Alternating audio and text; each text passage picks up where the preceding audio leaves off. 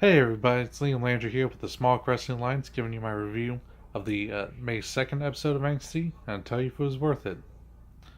So this night started off with a women's match between Kairi Sane and Shazza McKenzie from Australia, and sadly enough for Shazza, this was a squash match in favor of Kairi Sane. This was very quick, match, but it was really just there to set up what happened afterwards, which was Lacey Evans coming down to the ring and cutting this promo, uh, saying how she now respects Kairi Sane after being defeated by her and everything, and offering her hand, to shake and everything. But before Kari could even go and shake Lacey's hand, Lacey attacks her with the mic and starts pretty vicious beatdown, setting up a feud between these two, and that should be good. This segment and the match, not really. I would say it's not worth it, kind of skippable, but their feud in the future should be pretty good. I thought they had a good match, the NXT after Takeover, so let's see where they go with that. After this, we had a backstage interview with Candice Larae being interviewed about the attack on Johnny Gargano from the week before, and she's just talking about how emotional it is and how she's traumatized by someone who was so close to them is doing this, and how she just wants them to go away. But they're also talking about how she has a match later on the night and how she's gonna try to overcome this to take on Bianca Belair. So I thought this was a good segment. There's another interview a little later with Cassius Ono, who's also talking about this, how he's saying Johnny Gargano's his friend, and so is Ciampa before he turned heel, and how he's so upset by this he's gonna challenge Ciampa. I think they said next week to a match together, so that should be pretty good matchup. So overall, those were nice to set up this major feud between Gargano and Ciampa. So some very nice segments. But then after the Candice LeRae interview, we go into a tag team match between the Street Profits and TM61. Now this was a very quick match. Yeah, well, I don't say how quick, but it seemed pretty quick, and it seemed pretty one-sided to the Street Profits. And while I was not okay with how it was going, in the match, I did like the ending and how the ending kind of fixed a lot of the stuff going on with TM61, because TM61 ended up going heel because they went for a leverage pin to steal the match. The ref didn't see it, so TM61 is doing a heel turn, so it makes everything they've been going through make more sense. The big loss at the first round of the Dusty Rhodes Classic, the pretty one-sided showing here. It shows the storyline of a very frustrated tag team that's just upset. They had these injuries, these setbacks, and they're just real tired and just don't want to play by the rules anymore. They just want to win by any means necessary.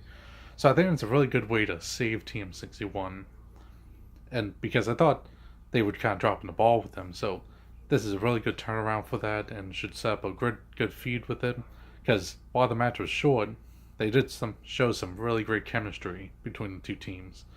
So I'm really anticipating their future matches. Not as much this match, because it really just has that ending for it, and it has some good stuff in it. But like I said, just too short. So I don't say it's worth it here, but they're gonna have some really good matches down the road. After this, we had we had a video package for Heavy Machinery versus War Raiders going on, which is going to go on next week. This was a really good video package and do a really good job making Heavy Machinery seem like a credible threat to War Machine, which is kind of difficult because they're all more of a joke tag team. Not necessarily in the way they're booked, but just they're comedic.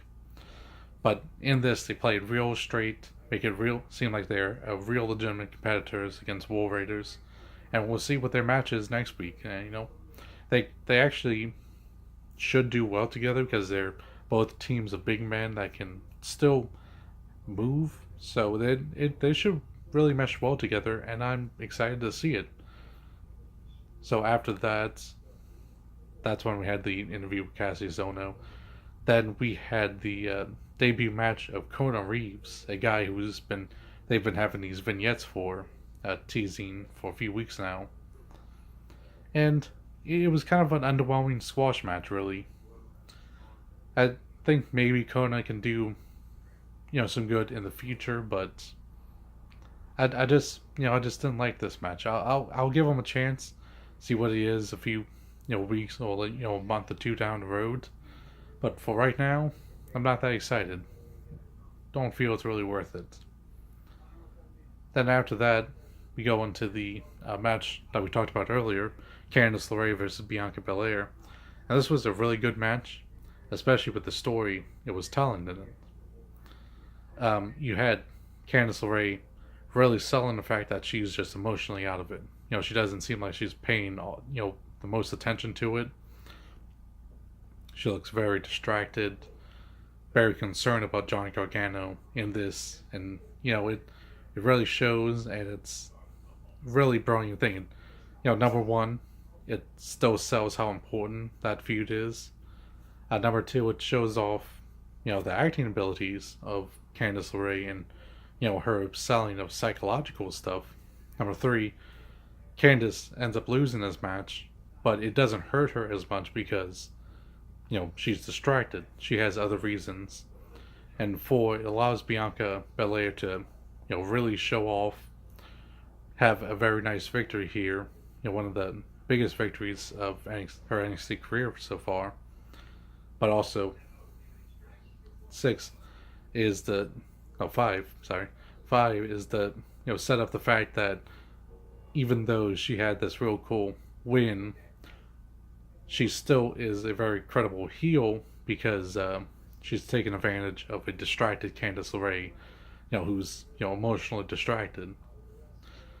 So it's kind of a difficult thing because Bianca Belair is so athletic and so strong that it'd be easy for her to get cheers even as a heel. So this really helps her still remain as a bad guy, or a bad girl, I guess I should say. So it worked in a whole lot of levels, and like I said, Bianca really gets to show off here. There's a time when she deadlifts Candice LeRae over her head and into a gorilla press slam, and it's just really cool stuff. And there in ring work, it was still very good. Not to get anything lost in the storytelling, they still had a good in ring matchup. So overall, it was a really nice segment, and I would say it's definitely worth it. Then we get into our last segment of the night, which is Pete Dunne versus Roderick Strong. And as you can imagine, these two guys aren't going to have a bad match. It was very good. Instead of the normal Pete Dunne matchup where they go really straight into the idea of working the joints and the limbs and everything, they really kind of tease that, and it really builds up how powerful it is. Like anytime Pete Dunne tries to go for it, Roderick Strong is running away, Undisputed Era at ringside trying to interfere with it. It really shows how powerful and how threatening it is that joint manipulation from Pete Dunne. That really helps sell how good of a wrestler he is and how powerful and scary he is in the ring. And they have some really good back and forth action there. They really know each other well. It like the commentators were saying, it shows that these guys were in a tag team because of how well they know each other and can counter each other's moves. So it was very solid. And when you get to the point where Pete Dunne does start using his joint manipulation moves, that the crowd really goes crazy for it because, like I said, they're really building it up and selling how big it is throughout the whole match. And then as Pete Dunne's about to win, Undisputed Era runs in and starts beating up Pete Dunne. In the process, Kyle O'Reilly loses his shoe, which will come back later. But then Danny Burch and Lonnie Orkin run in and help Pete Dunne and scare off Undisputed Era. And in this process, that's when Pete Dunne picks up the shoe that I was mentioning and chucks it at Adam Cole, who's running away. And that's just a very great moment, just hilarious moment in this heat of this fighting back and forth. But it casts this idea of an Undisputed Era versus the team of Pete Dunne, Lonnie Orkin, and Danny Burch and those guys should really work well together. Very hard hitting, no nonsense style. So this should be some really exciting stuff. And I've said it earlier in the in this episode. That's some really exciting stuff for the future. So I'm really hyped for that stuff. Um, Definitely in the tag team because we have War Raiders versus Heavy Machinery. We seem to have Street Profits versus Team 61, and we're gonna have Undisputed Era versus Dunn, Birch, and Orkin. So it's gonna be some really great stuff with just the tag team division, let alone the women's division and the championships and the singles. Some really cool stuff going forward. And overall, the show wasn't worth it at the very beginning, but the end really does make it worth it, make it a real solid show. So I would say just kind of stick to that. Maybe also that video package for War Raiders Heavy Machinery.